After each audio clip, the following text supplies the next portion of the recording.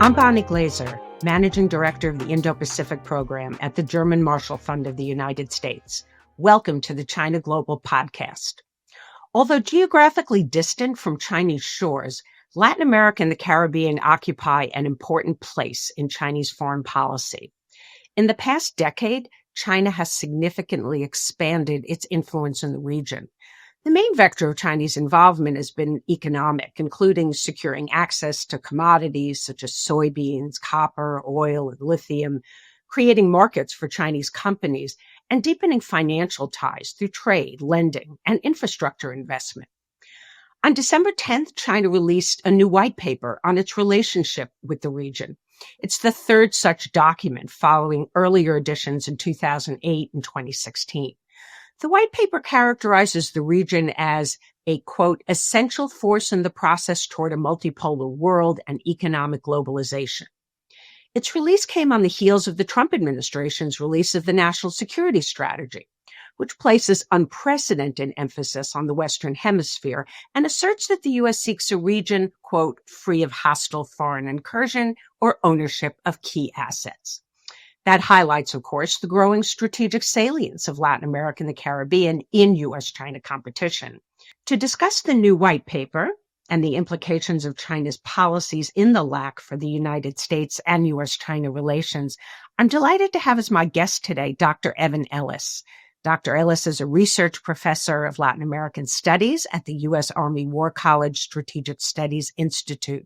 He previously served on the Secretary of State's policy planning staff with responsibility for Latin America and the Caribbean, as well as international narcotics and law enforcement issues. Thanks for joining the China Global Podcast, Evan.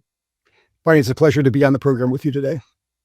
So I want to start with the bottom line up front. You've argued in your writings that China and the United States are likely on a collision course in the months and years ahead.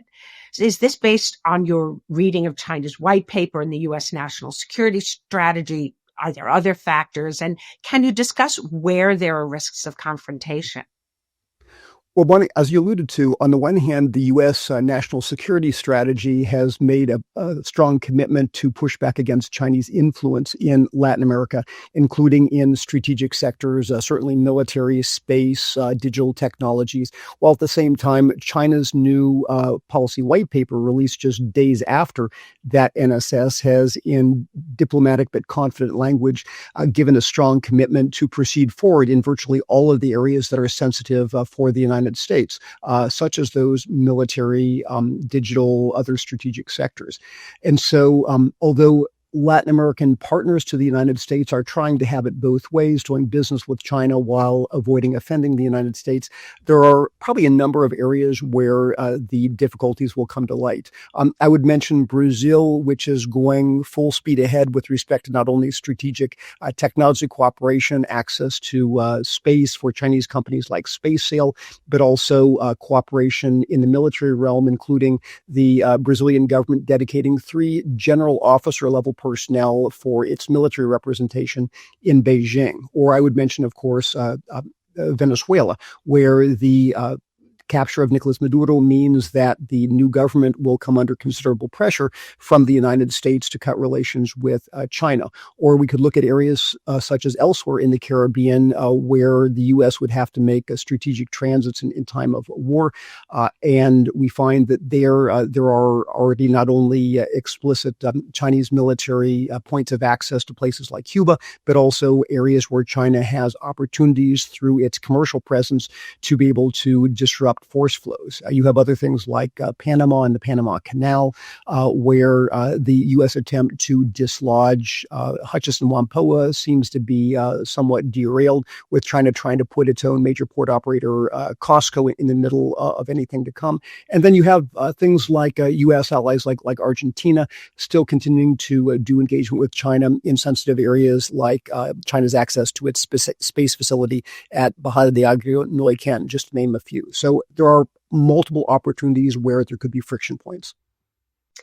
The white paper begins its discussion of China's engagement with Latin America, focusing on governance issues, which really struck me since I know that their involvement is very much focused on, as I said in my intro, commerce and trade. So what does that tell us about Chinese priorities and objectives in the region?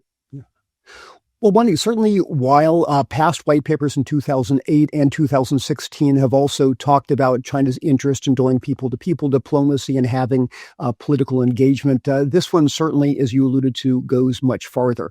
So first, it actually reinforces China's commitment to a number of non-economic areas of engagement, the famous initiatives. And so, as you pointed out, it begins with the Global Governance Initiative. It also talks about things that track to China's Global Security Initiative, its Global Civilization Initiative, and various others.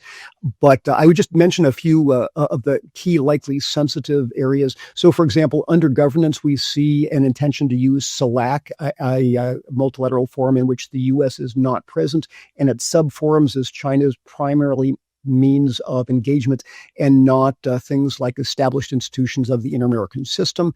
You see also in governance that there are intents to try to reform financial governance in the region, and also to deal at the subnational level and to deal with things like congressional interactions and interactions with party relationships, and not necessarily just state-to-state relationships. With respect to what would seem to be relatively innocuous, the Global Development Initiative, there are a number of areas in terms of China talking about AI governance. When China is talking about trying to have currency clearing in renminbi rather than dollar, putting the dollar at risk in Latin America through some of its major transactions. In other areas like space and digital cooperation that are sensitive areas for the United States. In areas like the Global Civilization Initiative, it's interesting that you see opportunities for what seems, again, innocent people-to-people diplomacy, something that has expanded greatly. But those things, the bringing of not only academics, but also judges and military personnel and police personnel and congressional personnel from the region to China to be wined and dined. Journalists, of course, are brought regularly.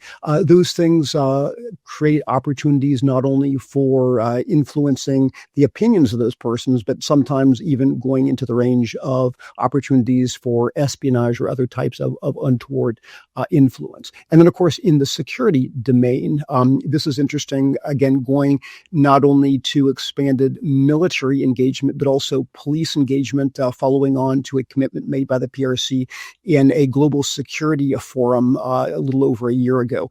In addition, you see also areas like cyber cooperation, raising certain digital access sensitivities, and also interest in cooperating in counter-drug, which seems like an area where Latin America needs cooperation with China. However, it also raises opportunities for China to understand sensitive things about police and personnel in the region. So it goes far beyond just the old Belt and Road initiative days, where it's all about just connectivity.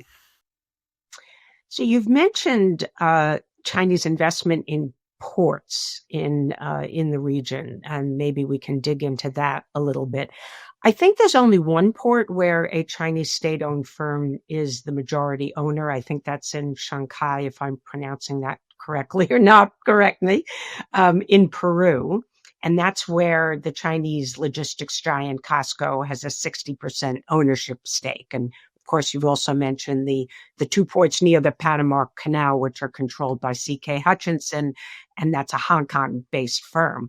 But obviously, there's a lot of Chinese investment in minority stakes, essentially in ports located elsewhere, like in Mexico and the Bahamas and Argentina and elsewhere. So what are the security threats that Chinese ownership, even in minority stakes, pose for the United States? It's a great question, Bonnie. So the question in part is what you can do through control by operating a port. And Costco has an agreement to have exclusive control over the port of Shanghai. And so, especially if there are difficulties with the government control on the Peruvian side, could Costco use Shanghai in time of war to be able to resupply PLA Navy warships to present extended threats to the U.S. and even to the U.S. homeland from the Eastern Pacific? But again, as you alluded to, you don't need just exclusive control. You can get opportunities from the ability to operate out of a port or the access that China has from having built that port. So as you alluded to, you have 6 different port facilities that are operated by Hutchison in Mexico. You have the 2 that are operated in Panama on both sides. And again, the issue in Panama isn't that you could use the port control to close down the canal, but you can use the access that you get and the knowledge that you have to have options for being able to close down the canal in other ways. But it goes beyond even that. For example, in the port of Corinto in Nicaragua, China is building up major facilities that support a route that it is established between Tianjin, I believe, and that port. However, that like the Chinese improved airport in Punta Huete could be used again in time of conflict to project or support forces close to the United States from the Gulf of Fonseca, where the port of Corinto is just to the south. So there is a range of different opportunities. And even beyond that, it's the question of what Chinese-operated cranes, such as the industry standard ZPMC cranes with their Chinese scanner technology, the type of metadata they can get on every single container that's coming in the port through that scanner, and what value that then gives in terms of knowing, what's coming in and out of the port, who owns it, where is it going to. So there's a range of different risks, both in peacetime and wartime, I would emphasize. You also referred to CELAC, which is the Community of Latin American and Caribbean States. And it was established in 2015. It includes 33 member states from the region, which is quite a number. So how does China employ this framework to advance its interests in the region? And is this their priority mechanism, or did they rely mostly on bilateral means with countries to develop their and promote their influence? Well, as we noted, China actually indicated in its new white paper its continuing desire to use CELAC as its primary multilateral engagement mechanism. And it prefers that mechanism because the U.S. and Canada are not present, and the institution is relatively poorly institutionalized on the Latin American side, which means that China can present its offer to CELAC members without an opportunity for Latin America to collectively bargain in return.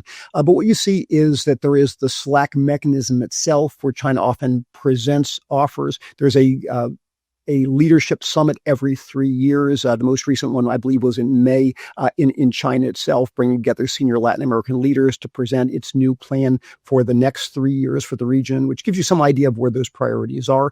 But there are multiple different CELAC subforums through which China facilitates different particular issues. And so there is a China CELAC Space Forum to pursue China's desire to involve Latin America in its space activities and get greater access to Latin American space. There's a China CELAC Defense Forum with, as you can imagine, similar things. There's a China CELAC Think Tank Forum that facilitates the bringing over of leading Latin American academic personnel to be able to develop relations with them.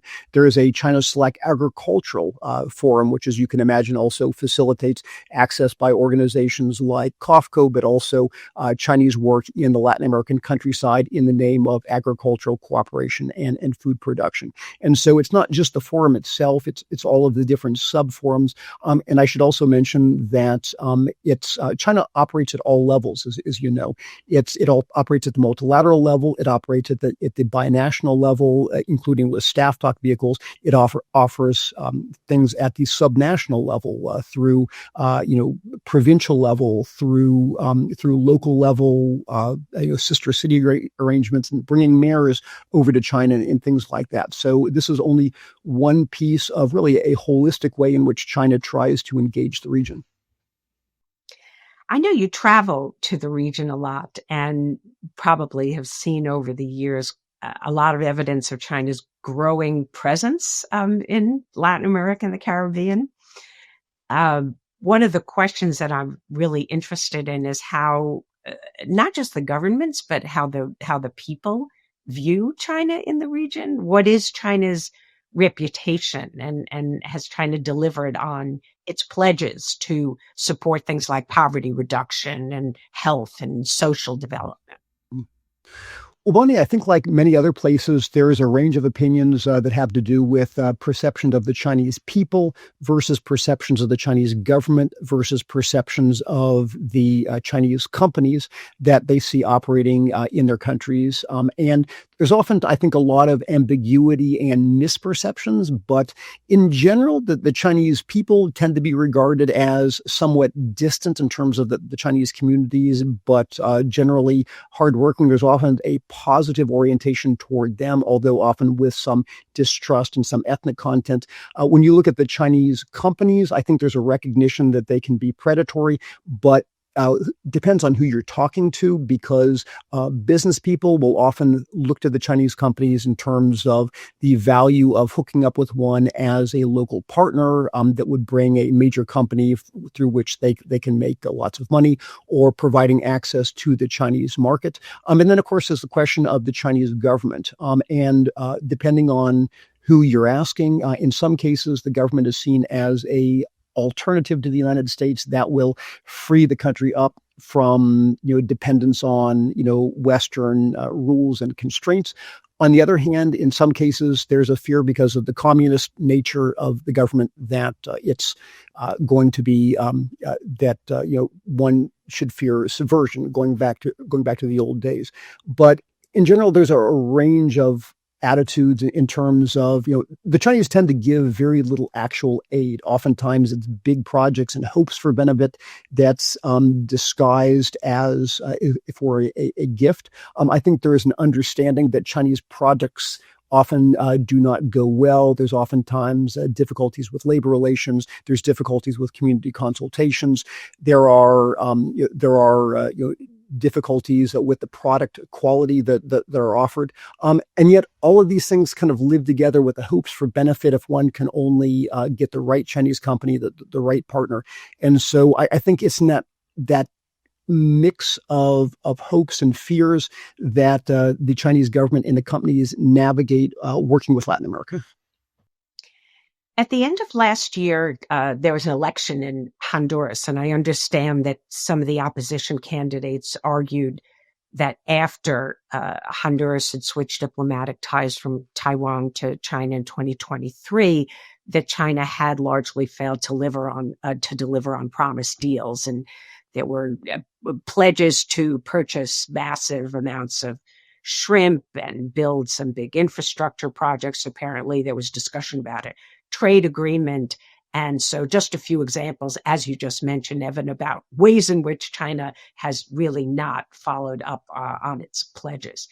So I'm curious whether in Honduras you think that there is a potential for the country to switch its diplomatic allegiance back to the Republic of China. So we know that in the past, they had recognized Taiwan, also, of course, officially known as the Republic of China by its allies. And Honduras had been one of those allies. And then, like so many countries around the world, switched diplomatic allegiance to the PRC, one of just 11 that remain that are allied to Taiwan. So do you think that switch could take place in Honduras or any other country in the region? It could. And it's going to be complicated, Bonnie, but of course, Nasri Asfoura, who was the National Party candidate, conservative, who was just declared the victor in those elections, while candidate, of course, had committed to return to recognition of Taiwan, a position, of course, that was switched by the previous populist left Libre government. On the one hand, it's likely that the strong backing by President Trump for Asfoura's candidacy and also his recent pardoning of the the head of that party, or the previous head and previous president, Juan Orlando Hernandez, will give a lot of weight for Esfura to continue through with that commitment.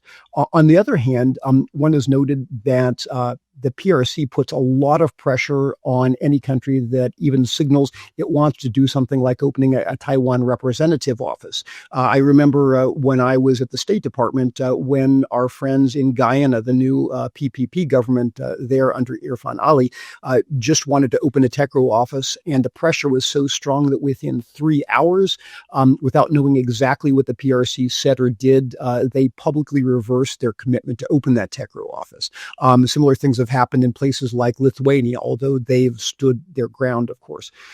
So the question is, there's going to be a lot of pressure, because this will be the first time since 1990 when Nicaragua, with the election of Democrat Violeta Chamorro, switched back from the PRC to Taiwan. And so there's a lot at stake for the PRC, because a successful switch, would not only showcase all of the discontent and the PRC not delivering on its promises, but also that the inevitability of the move towards Taiwan is not exactly that, again, with symbolism in the Indo-Pacific and elsewhere. And so there's going to be a lot of pressure from the PRC. There's going to be a lot of pressure probably from the Trump administration in the opposite direction. And we'll see how that works out. If I had to bet, I would say that Esfura, because of the close ties with President Trump, will probably carry through. And it'll be important for our Taiwanese friends and others to be ready to capitalize on that. But again, it's going to be a rocky road, I think, before we get there. So I asked you earlier, Evan, about where China and the United States might come to loggerheads or have some friction. And so the other side of that coin is whether there's any possible deals with the Trump administration. And I'm sure that people in Beijing who have read the national security strategy see some potential opportunities to work with the Trump administration, although this could be complicated by Venezuela, but we'll put a pin in that and get to that in a second. So what are the ways do you think that Beijing actually might try to address some of U.S. concerns in the Western Hemisphere? And maybe in return, of course, demand some U.S. concessions in the Indo-Pacific if there is an appetite in the Trump administration for some kind of spheres of influence strategy. Well, as you know very well, Bonnie, this idea of a G2 condominium or a arrangement for spheres of influence is something that the Chinese have been pushing forever in different ways, going back certainly to the first Trump administration, if not before. And so I think there is a new impetus, perhaps now, because of President Trump's interest in concentrating on the Western Hemisphere and concentrating on the Asia Pacific in a different way, not seeing China as a global rival to be globally resisted, but an actor with which one can achieve deals. And so I think the fear of many, particularly in Taiwan, is that there is this very quid pro quo that could be possible. In other words, if the U.S. wants China to reduce its more problematic engagement, such as military engagement and space engagement in the Western Hemisphere, well, if the United States would only stop interfering so much in that messy little question of Taiwan. Now, what China could do is an important question, because certainly there are symbolic things that would not have actual, significant impact in reducing China's real influence in the region. Certainly China could, send fewer military personnel to institutions in the region. China could conduct, fewer military exercises per se. As we see with the maneuver on the Costco, ports question, where China is saying, well, okay, we'll okay Hutchison being pulled out of Panama, but we want to replace it with an even, more PLA-tied company, Costco.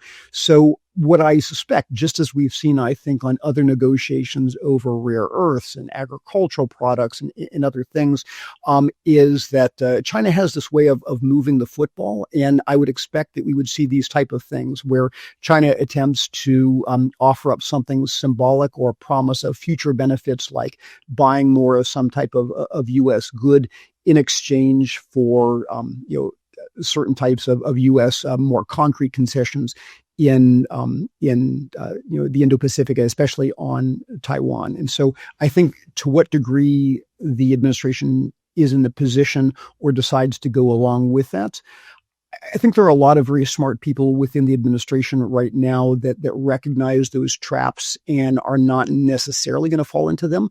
But certainly that way of thinking and the possibility of being outmaneuvered, I think is a deep fear among many of my colleagues. So I definitely want to dig into Venezuela in our time remaining, because I know you're following that really closely. And of course, China's special envoy was in Caracas, I don't know if it was hours or a day before the military action and the seizure of President Nicolas Maduro and his wife by the United States. And the Chinese reaction has been pretty sharp. It called the attack a clear violation of international law. Not surprising. It said the U.S. should stop trying to topple the government of Venezuela. But harsh rhetoric aside, I'm curious what actions you really think China will take in response. My guess is they are up at the United Nations today alongside the Russians, and I think with Colombia, if I'm not mistaken, trying to organize some diplomatic response. So that's one question, is what do you think China will do in response? And then if you could talk a little bit about Chinese interests in Venezuela, what are they looking to protect? What really matters to Beijing? One thing I think certainly the Chinese, as virtually always, are trying to turn this to their own benefit without necessarily investing in the actual protection of Venezuela or other things that could impose costs on them or affect their economic and other strategic interests. And so, again, within the context of the more global posture that they want to have as the promoter, albeit cynically, of free markets and free access and non-imposition and non-bullying.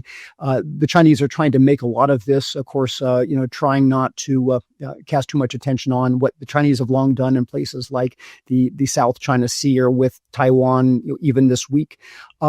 But at the same time, if you look at what the Chinese have actually done in Venezuela, very, very little. I mean, certainly there was no military support. Certainly there was no, economic support or attempt to shore up Maduro. And indeed, some of the reports that I've informally heard is that maybe things that the Chinese sold to the Venezuelans, such as the JWS-27 radars, were completely ineffective for one reason or another against those very effective airstrikes by stealth aircraft, in addition to the ineffectiveness of the Russian and other capabilities. But there's also an odd situation right now in which the Chinese are not looking at a transition to a democratic government with which they have not dealt before. Right now, of course, power passes to Delcy Rodriguez, and it looks like the U.S. and the Trump administration is going to deal and work with Delcy Rodriguez, at least for the moment, unless they decide that she isn't sufficiently pliable to be worked with. But that means that the agent that's in power in Caracas right now, it's business as usual in terms of China's petroleum and its mining sector activities with CVG, its long security relationships in support of technology for the Venezuelan National Guard, the vehicles that it sold, the fighter aircraft that it sold. There remains a question over the long term whether, with U.S. pressure, China will be edged out of some of those security relationships and future arms deals. I think China might be motivated to reduce its posture. And certainly, of course, as the U.S. began seizing tankers even before the invasion that were going to China, China was, of course, with the Centuries tankers specifically, screaming about that. So I think there is going to be a fight. But when you say what are China's equities, one thing that really motivated or moved me when I was at the State Department in 2019, 2020, was that even as China was supporting Nicolas Maduro and complaining about our sanctions, they were also respecting our sanctions, and they had negotiations with Juan Guaido's representative, the then de jure president of Venezuela, in the opposition. So China was ready, if Maduro got overthrown, to flip and do business with the other side. And I strongly suspect that China is playing it exactly the same way this time. They want to capitalize on discontent with what's happened by the U.S. with capturing Maduro, but at the same time, if the new power in Caracas is no longer the Chavistas, well, the Chinese want to work with whoever is there, sell them things, have access to the 300 billion barrels of recoverable oil, and proceed forward business as usual under those new agreements. The new boss, same as the old boss, I suppose, is the phrase. Yeah, I think that's a pattern that we have seen China play all over the world. They don't necessarily look to work with authoritarian regimes. They will work with whatever kind of leader is in power to advance their interests. It's a fascinating development for Beijing, though. I think that they will want to avoid getting into some kind of confrontation with President Trump, given that they plan to host him for a summit in April. My guess is that they don't want to cause problems in their run-up to that meeting. So I think we'll hear a lot of sharp rhetoric, but probably when it comes to concrete actions, China will be cautious. Do you agree? I completely agree, Bonnie. Yeah, great. All right, really good to talk to you, Evan. We've been talking with Dr. Evan Ellis, who's a research professor of Latin American Studies at the U.S. Army War College Strategic Studies Institute. Great to have you on China Global today. Great to do this with you, Bonnie. Thank you.